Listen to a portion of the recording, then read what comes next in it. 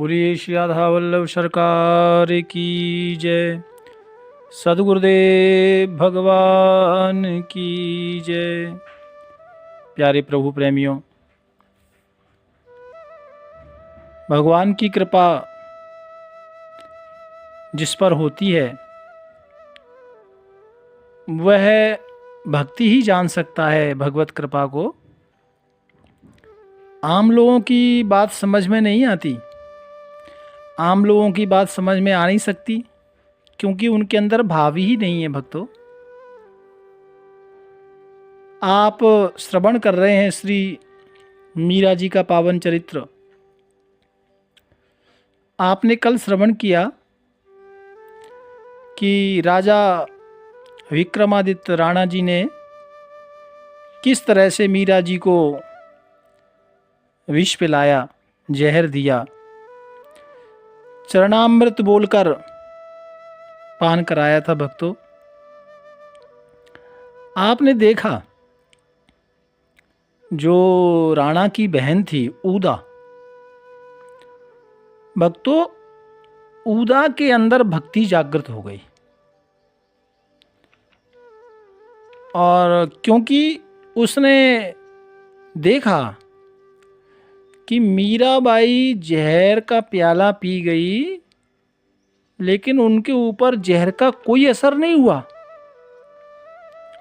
ऊदा हिल गई। भक्तों, उसके पूर्व संस्कार जागृत हो गए भक्ति के। और इधर ऊदा ने आकर के राणा को सब कुछ बताया। राणा ने वैद्य जी को बुलाया। भक्तों, कल आप श्रवण कर रहे थे। और वैद्य जी को बुलाया, वैद्य जी को कहा कि आपने मेरे साथ धोखा किया है, वो जहर नहीं था। तुम तो कह रहे थे कल इसकी एक बूंद से हाथी भी मर जाएगा और साधारण प्राणी भी नहीं मरा। वैद्य को कहा कि तुमने मुझे मूर्ख बनाया है, मुझे धोखा दिया है। और राणा ने कहा कि मैंने अपनी भाभी को जहर दिया, उसे तो कुछ नहीं हुआ। भक्तों, तब वैद्य जी को मालूम हुआ कि मीरा जी को विष दिया गया। वैद्य जी थर थर कांपने लगे। उनको लगा कि मीरा जी तो भक्त हैं और भक्त के लिए मेरे हाथों से जहर गया, ये अपराध हो गया।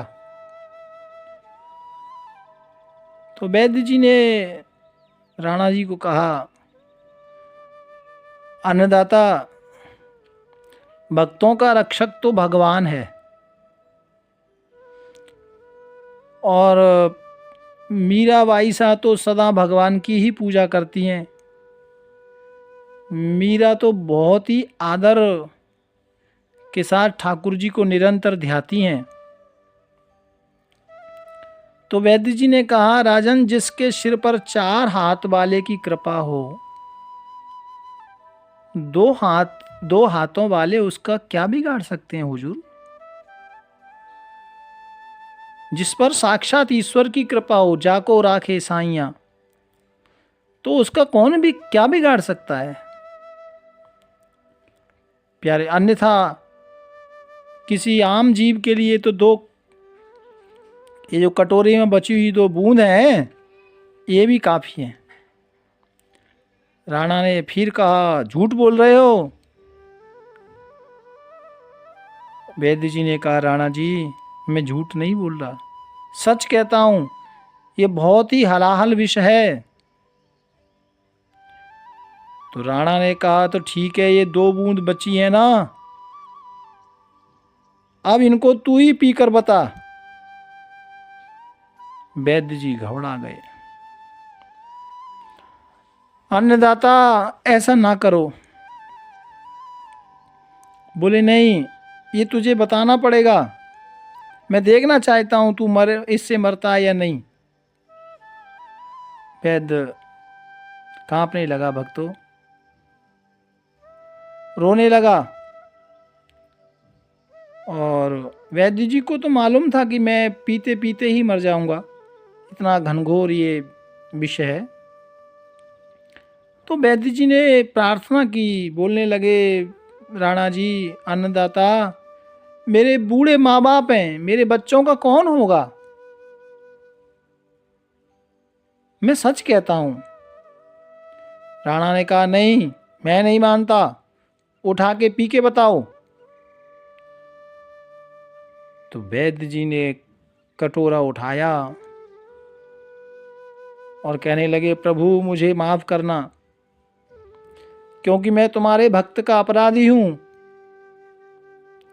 लेकिन मैं नहीं जानता था कि वो जहर मीरा जी के लिए है, आपके भक्त के लिए है, ये मुझे मालूम नहीं था। करुणा सिंधु, हे दीनदयाल, मेरे परिवार की रक्षा करना नाथ। और दोनों हाथों से कटोरा उठाया और जो बची हुई 2 बूंद थी भक्तों, जीभ पर 2 बूंद, टप टप 2 बूंद जैसे ही गिरी, कटोरा हाथों से छूट गया। और वैद्य जी की आंखें चकराने लगीं। एक आवाज आई, प्राण निकल गए। ये सब आप श्रवण कर रहे हैं भक्तों। राणा ने सोचा कि वैद्य ढोंग कर रहा है, लेकिन शरीर को देखा तो उसमें सांस नहीं थी भक्तों। वैद्य का शरीर वहां पड़ा हुआ था। तो राणा ने आदेश दिया सैनिकों को, जाओ इसके घर जाकर कहो इसके सब लेकर जाएं। इधर राणा की जो बहन थी ऊदा, ऊदा ने देखा जिस भरे हुए कटोरा को मीरा जी पी गई उन्हें कुछ नहीं हुआ, और सामने देखा 2 बूंद से वैद्य जी मर गए। मीरा जी की भक्ति देख और राणा की कुबुद्धि देखकर ऊदा मन ही मन घुटने लगी भक्तों, और उसको लगा कि मैंने कितना बड़ा अपराध किया है। और ऊदा मन में विचार कर रही थी कि ये बेचारे वैद्य जी ने क्या बिगाड़ा। राणा ने वैद्य जी को भी मार दिया।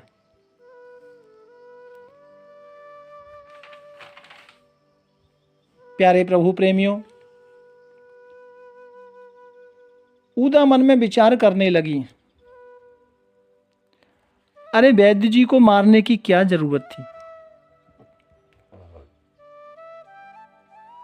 यदि चेक ही करना था कि इसमें विष है या नहीं, तो किसी कुत्ते बिल्ली को पिला के देख लेते। वैद्य जी को मारना जरूरी था क्या? ऐसा मन में विचार कर रही हैं ऊदा। भक्तों, अब ऊदा के मन में बड़ी अद्भुत घटनाएं अंतर घटने लगी, और वो उसकी आत्मा हिल गई। मन में विचार करने लगी, ये तो बहुत बुरा किया, ये मतिहीन है, कुबुद्धि है मेरा भाई राणा राजा, ये दुष्ट है। और ऊदा ने निश्चय कर लिया कि दुष्ट राणा का साथ अब नहीं देना। इसने गलत काम किया है, अपराधी है। ऐसा मन में विचार करते हुए ऊदा धीरे धीरे अपने महल की ओर आई। और भक्तों, अपनी दासियों को कहा, देखो हमारे क्रूर राजा ने वैद्य जी को मार दिया। और ऊदा ने दासियों को ये बताया और कहा, मैंने राणा जी से अपने आप को अलग कर दिया है। ऐसा दासियों को ऊदा बोल रही थी भक्तों, और मीरा जी के प्रति भक्ति जागृत हो रही थी। अब उदा मन में विचार करने लगी, पाप तो बहुत हो गया लेकिन मैं क्या कर सकती हूँ। तो उदा के मन में एक विचार आया कि मीराबाई ने एक कटोरा विष पी लिया, कुछ नहीं हुआ, लेकिन ये वैद्य जी 2 बूंद से ही शरीर पूरा कर गए, तो क्यों ना मीराबाई की शरण में जाया जाए। प्यारे प्रभु प्रेमियों, अपनी दासियों को उदा ने कहा, तुम एक काम करो, अभी जो वैद्य जी के घराले आएंगे ना, वो जब उसके शव को लेकर जा रहे होंगे तो तुम ऐसी जगह जाके खड़ी हो जाओ जहां किसी को नजर ना आए, और वैद्य जी के शव को लेकर जाने लगे उनके परिवार वाले, तो उनसे कहना, धीरे से कहना कि घर ना ले जाकर मीरा जी के महल में ले जाएं। प्यारे प्रभु प्रेमियों, ऐसा मीरा जी ने अपनी दासी को कहा, मीरा जी के लिए दासी को कहा भक्तों कि मीरा जी के पास लाना है। दासी को ऐसा संदेश दिया और कहा कि मीरा जी के पास ले जाने के लिए बोलना और कहना कि मीरा जी का आशीर्वाद यदि मिलेगा तो वैद्य जी जीवित हो जाएंगे। भक्तों, मीरा जी का महल रास्ते में ही पड़ता था, तो और उसी के पास में जाके दासी एक जगह खड़ी हो गई।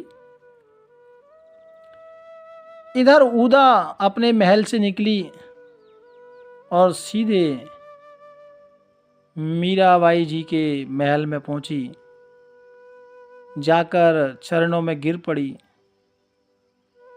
और प्यार करते स्नेह से भाभी भाभी कहकर चरणों में गिर पड़ी। आंखों में आंसू आ गए।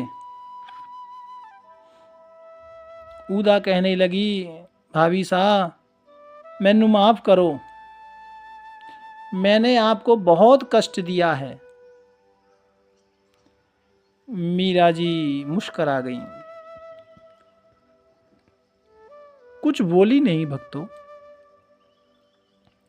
मीरा जी की गोद में उदा ने अपना सिर रख दिया और निवेदन करने लगी, मेरी गलतियों को माफ करो। मीरा जी कहती हैं, मेरी नज़र में आपने कोई गलती की ही नहीं, मुझे कोई दुख प्राप्त नहीं हुआ, क्योंकि मैं किसी के दुख को, किसी की गाली गलौच को ऐसा मैं सुनती नहीं हूँ, क्योंकि मेरा तो प्रभु के स्मरण में ही समय निकल जाता है, और प्रभु स्मरण से कुछ समय बचे तो देखूं। प्यारे प्रभु प्रेमियों, मीरा जी ने उदा को स्नेह किया, प्रेम किया।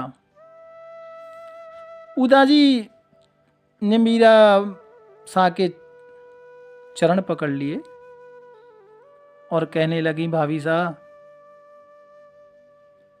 मुझे भी कुछ बताइए जिससे मेरा भी कल्याण हो, जिससे मेरा भी उद्धार हो जाए, बड़े पाप किए हैं। तो मीरा जी कहने लगी, मेरे पास क्या है, भगवान का एक नाम है जो मैंने संतों के मुख से श्रवण किया है। उदा, तू भगवान का नाम जप, संतों की बातों को सुन, क्योंकि मैंने भी यही किया। इससे आगे मैं कुछ नहीं जानती।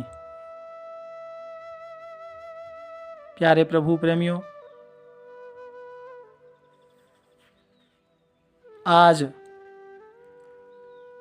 उदा कहती हैं, तो क्या आपने मेरे अपराध क्षमा कर लिए, मुझे क्षमा का दान दे दिया? मीरा जी कहती हैं, मेरा किसी ने कोई अपराध नहीं किया। प्यारे प्रभु प्रेमियों, क्योंकि मैं कभी, मेरी नज़र में कोई अपराधी हुआ ही नहीं। और उदा, तू भी मेरी नज़र में अपराधी नहीं है। मीरा जी ने उदा को आशीर्वाद दिया है। और फिर धीरे से उदा ने बताया, भाभी साहब, आपको जो जहर पिलाया था ना, जिससे आपको तो कुछ नहीं हुआ, लेकिन वो जो कटोरा था उसमें 2 बूंद बच गई थी। वो 2 बूंद बची हुई राणा जी ने वैद्य को पिला दिया, और भाभी साहब वो वैद्य जी मर गए। और अब उनके मरे हुए शरीर को आपकी कृपा पाने के लिए उनके घर वाले यहाँ लेकर आ रहे हैं। मीरा जी ने जब ये श्रवण किया तो मीरा जी मन में विचार करने लगी कि मेरे कारण एक वैद्य जी को भी मरना पड़ा। और मीरा जी को बड़ा दुख हुआ। बोले, इससे अच्छा तो मैं ही मर जाती, मेरी ही मृत्यु हो जाती। अरे कम से कम वैद्य जी को तो बेचारों को जाना नहीं पड़ता। भक्तों, मीरा जी सोच ही रही थी, इतने में उनके परिवार वाले सब लेकर आ गए। और वैद्य जी की मां रो कर बोली, मीराबाई के चरणों में सिर को रखा, अन्नदाता हमारे ऊपर कृपा करो, हमारी रक्षा करो। हम सबको भी मार देते तो अच्छा होता, अब हमारा कौन है। ऐसे वैद्य जी की मां रो रही हैं भक्तों, अब हमारा कौन होगा, हम आपकी शरण में हैं, हमारी रक्षा करो। मीरा जी के चरणों में सिर रखा। अब मीरा जी क्या करती भक्तों, तो मीरा जी ने अपना उसी वक्त तानपुरा उठाया और भगवान के लिए एक पद गाया। हरि तुम हरो जन की पीर, हरि तुम हरो जन की पीर। द्रौपदी की लाज राखी, द्रौपदी की लाज राखी, तुरत बढ़ायो चीर। हरि तुम हरो जन की पीर। भक्त कारण रूप नरहरि धरो, आप शरीर। हरि तुम हरो जन की पीर। हिरण्याकश्यप मार लीनो, धरो नाही धीर। हरि तुम हरो जन की पीर। बूढ़ तो गजराज राखो, कियो बाहर नीर। दासी लाल गिरधर, चरण कमल सिर। चरण कमल सिर। दासी लाल गिरधर की चरण कमल सिर। मीरा जी का भाव है कि मैं आपकी दासी हूँ, आपके चरणों में मैं अपना शीश रखती हूँ। प्यारे प्रभु प्रेमियों, मीरा जी बार बार भगवान को यही सुनाती रही और मीरा जी की आंखों से झरझर आंसू गिर रहे थे भक्तों। वैद्य जी का सब भीड़ में पड़ा हुआ था। मीरा जी की आंखें बंद थीं भक्तों। और कहते हैं कि मीरा जी निरंतर 1-2 घंटे तक गाती रहीं। और जब मीरा जी गा रही थी तो भक्तों सब लोग, मीरा जी की आंखें बंद थी, सबने भी अपनी आंखें बंद की हुई थी और सब दुखी मन से भगवान को याद कर रहे थे। प्रभु कृपा भक्तों, सबकी आंखें बंद हैं, किसी को ज्ञात ही नहीं हुआ और वैद्य जी कब उठकर बैठ गए किसी को मालूम नहीं लगा। और सब तो बेसब्री से इंतजार कर रहे थे। और भक्तों, भगवान को सब आंखें बंद करके याद कर रहे हैं, लेकिन जब भजन से मीरा जी रुकी, आंखें खोली, देखा तो वैद्य जी भी भगवान का भजन सुन रहे थे। मीरा जी का भजन जब हटा तो सबकी नजर वैद्य जी पर गई। वैद्य जी भी सबकी तरह सुन रहे थे भक्तों। धीरे धीरे सबकी नजर गई। माँ, बेटे, पिता सब रो पड़े। हस्र के आंसू, खुशी के आंसू निकल पड़े और सभी ने धरती पर सिर रखकर श्री मीरा जी को, ठाकुर गिरधर गोपाल को प्रणाम किया। प्यारे प्रभु प्रेमियों, चंपक लता ने सबको चरणामृत दिया है,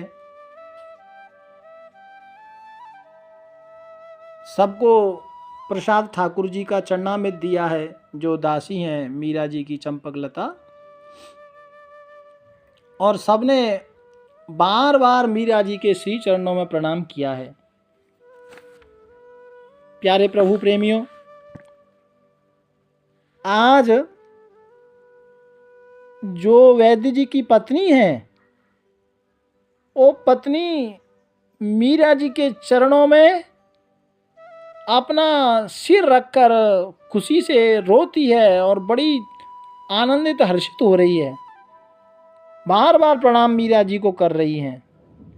और इतनी खुशी भक्तों, कहते हैं आंखों से जो आंसू निकल रहे थे ना, वो आंखों के आंसू से ही वैद्य जी की पत्नी ने मीरा जी के चरणों को धुल दिया। भक्तों,